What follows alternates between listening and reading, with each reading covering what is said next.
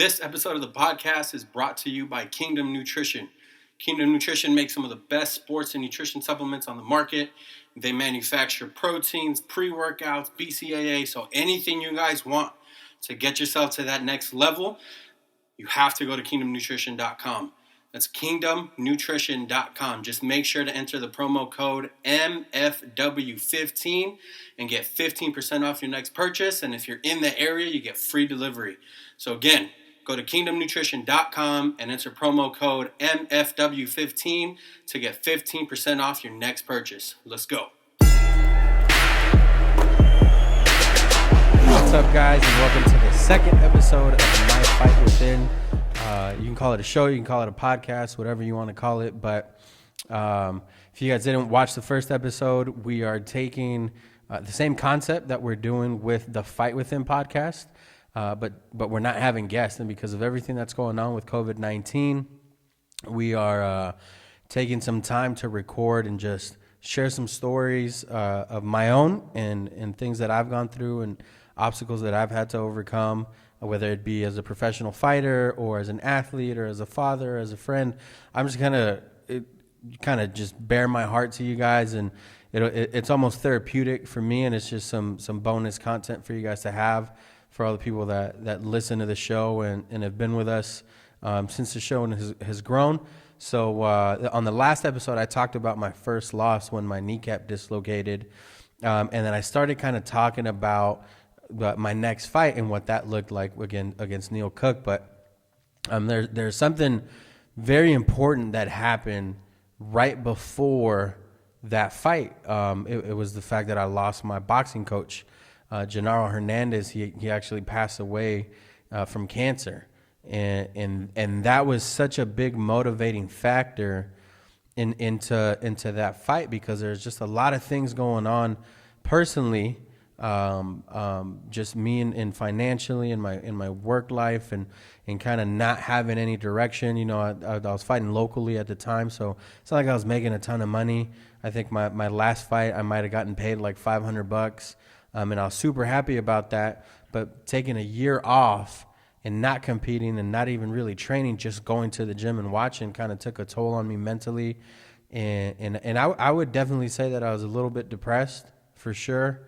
And I just didn't deal with it in the best way. You know, a lot of times when you're recovering from an injury, I was on bed rest for however many months, but I was also on pain medication, and you're not supposed to really drink alcohol when you're going through that. And I was drinking pretty heavily, and because I was bummed out, I was just depressed and didn't really know what to do. Then once I started kind of getting back to the gym and getting back around my teammates and just super positive people like Mark, it kind of started uplifting my spirit. You know, luckily it didn't get to a point where it kind of took over my life, but it definitely got to a point where it was really unhealthy. And so once I started kind of getting back into the groove of things, I went back to the gym and I started training, you know, and our team actually started growing. And we started getting guys coming over like Chael Sonnen and Brendan Schaub and Pat Cummins and Satoshi Ishii. And all these high-level guys started coming over to the gym. And it was almost intimidating, you know, to go in there and have to face these guys every day. Because some of the guys like Pat was just intense.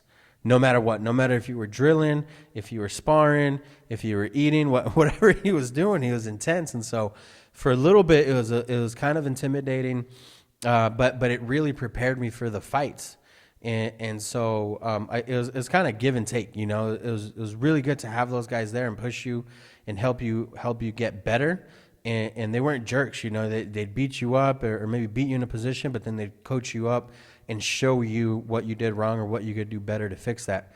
And so leading up to that fight, I had already known that Genaro had cancer, but it wasn't that serious. He had already beat it once, and it was in remission. And then I remember getting a phone call. I got a phone call from from Genaro. I think we were texting back and forth, and he's like, "Oh, I'm at the hospital," and if you guys don't know who he is, I mean, go look him up and go see some of the things he's accomplished. He was 38-2 as a professional boxer. Coming out of East LA, and his only 2 losses ever in his whole career were to Oscar De La Hoya and Floyd Mayweather. He actually gave Floyd Mayweather his first shot at a title, at a big time title, and Mayweather beat him. He obviously ended his career undefeated, but those were his only 2 losses, and he fought the best of the best. He brought up Sugar Shane Mosley and Robert Garcia, who's Mikey Garcia's older brother and is now his coach. If you guys know anything about boxing, you know that Mikey Garcia is one of the best pound for pound boxers in the world right now, and he kind of brought that family up, is real close to them. And so I met Genaro at LA Boxing in Lake Forest originally, and we started training there. I'm not gonna lie, I didn't really know who he was. Once I told my dad's like, "Oh my goodness, like Genaro's down here," and he knew who he was. And so I started training with him. And not only did I start training with him, but he started mentoring me as a professional fighter, being that he rose to the stardom that he had, and he fought all over the world, was a champion in Japan, and had really good connections over there.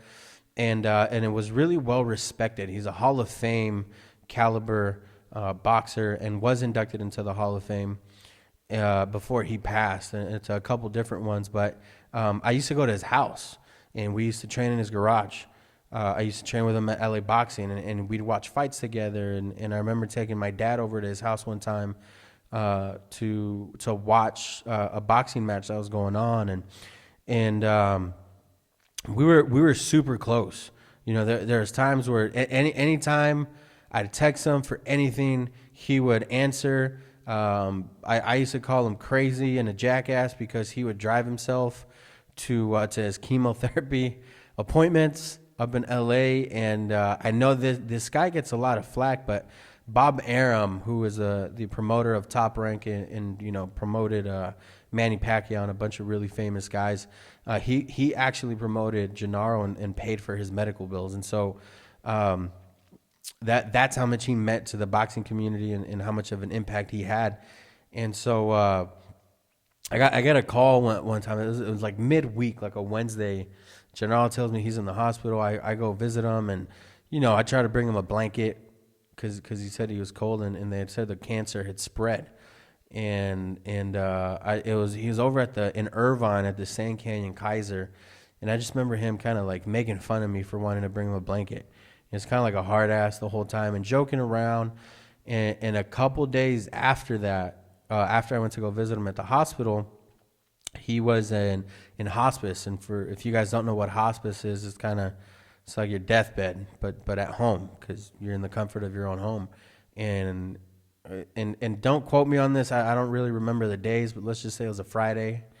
I go to his house on a Friday and literally spend the whole day with him. I'm talking about like 9 or 10 in the morning until about 9 or 10 at night. I'm literally hanging out, and there's people coming in and out. That's where I met Sugar Shane Mosley, and he came out, and family members are coming in and out, and he's joking and like real lively the whole day, and we're just talking, and I told him I got a fight coming up against Neil Cook, and I knew I was supposed to be a stepping stone for him to get to the UFC or Bellator. And I felt really disrespected because of that, because up until that point, I felt like I had proven that I can kind of hang with those guys. And because of where I was training, I was really confident. And so a lot of people were telling me not to take the fight. They're saying that I wasn't ready. I'm just coming off a knee injury, and you shouldn't do it. And I took it because I'm stubborn. And for anyone that knows me knows how stubborn I am. And, I just really had that belief and that faith in myself that I could do it.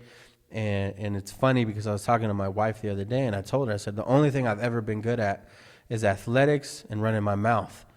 So my athletic career is over, and now I'm running my mouth, and that confidence that was kind of instilled in me by earning it, and I felt like I had earned it. And so I took the fight.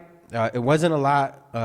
You guys see all these local fighters selling tickets. I mean, I made $1,000 to show up and $250 to win. So we work hard, and we work hard to earn our way to get to Bellator or to the UFC. Now it's ONE FC, who's a big player in the MMA game overseas, but I took the fight knowing full well what I had in front of me, and throughout the whole time, not in the gym, but via text and in person and watching film and stuff, Genaro was coaching me the whole time. So that Friday that I was with him, and again, don't quote me on the days, I don't really remember. Excuse me. That Friday, he told me, he goes, "Hey, bring your laptop tomorrow." He goes, "Bring your laptop and we'll watch film."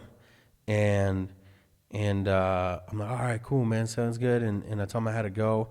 Obviously, my wife was real supportive. She kind of knew what the situation was and what was going on. And he has like a little step before his front door that's like this little foyer or whatever you call it. I'm not fancy with real estate. And I go to open the door, and I open the door, and he goes, "Hey, Manny." That's the last thing he said to me. He goes, hey, Manny, you know I got you, right? I looked at him, and it was literally like from a movie, because the sun was just hitting him in his bed, like perfect, and he looked like real angelic. And the next day, his brother, if you guys don't know, his brother's Rudy Hernandez, who's a cut man for the UFC now, had a little bit of a boxing career and is a really well-renowned cut man and boxing coach. He gave me a call the following day. I don't know if it was afternoon or mid-morning or something like that. And he goes, "Hey, man, you got to get over here, man. It's not looking good." And so I couldn't get there right away. I would say I was there within 30 or 45 minutes. And I go to walk in the door, and I get to the neighborhood and park. And he goes, "Hey, when you come in, don't walk through the front. Make sure you walk around the back. It's open for you." So I walk around the back, and it feels eerie. It feels awkward and just super weird. And I walk in through the sliding back door, and right when you walk in is his kitchen, but then right after the kitchen is the living room in his house. And so I walk in, and he's laying in bed just completely lifeless. Just his head's tilted back, and his mouth is open. His awesome wife, Lily, is like feeding him water. And I knew he was gone. And I just started breaking down. I started crying immediately. And Rudy's like a real hard ass, and he like held me like a baby. And man, I was just I felt like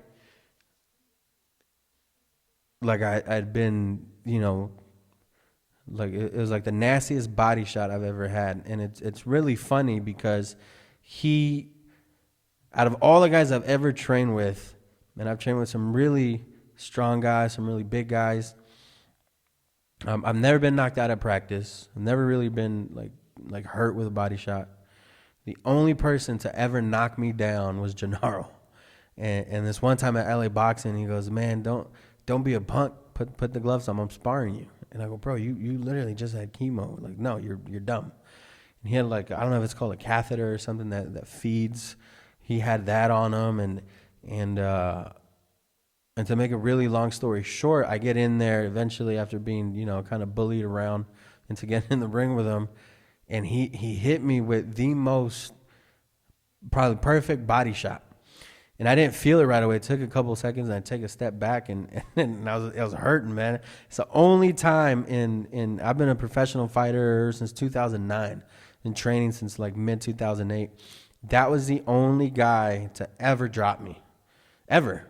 And so I sparred with a ton of different guys, and I'm not saying that to brag, to be like, oh, I sparred with all these big names.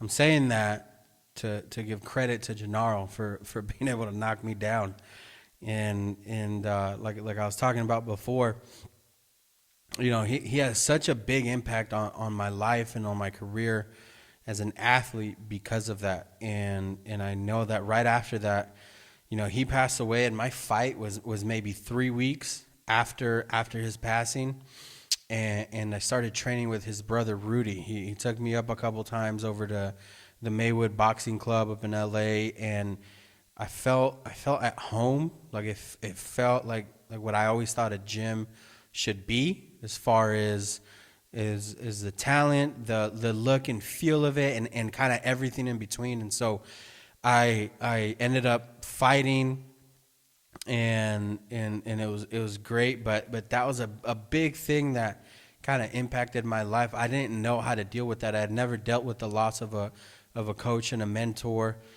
because of cancer, but to see the impact he had in his boxing community and just athletes all over the world and the type of people that came to his funeral and honored him was really neat. And not a lot of people know, but Floyd Mayweather Jr. actually paid for his funeral expenses.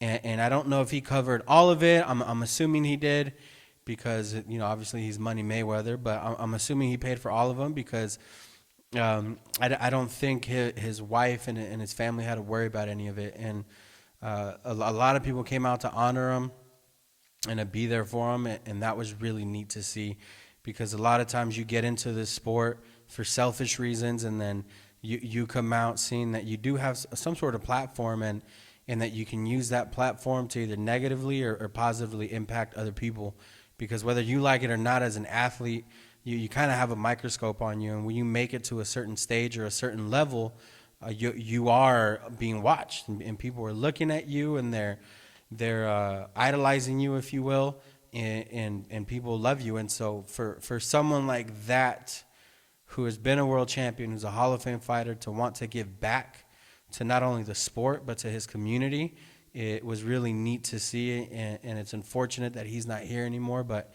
he had a really, really positive impact on my life, I'm sure others, and that was something really neat to see. And I miss him. I think about him all the time.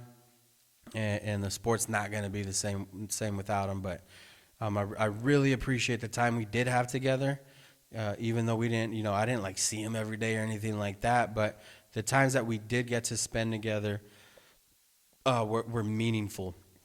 And to Genaro's family, I hope you guys are doing good. If you guys watch this, or if you guys hear a bit, I'd love to come, share some stories of how he impacted my life, and the things he meant, or the things he did for me, and what he meant to me. So thank you guys at home.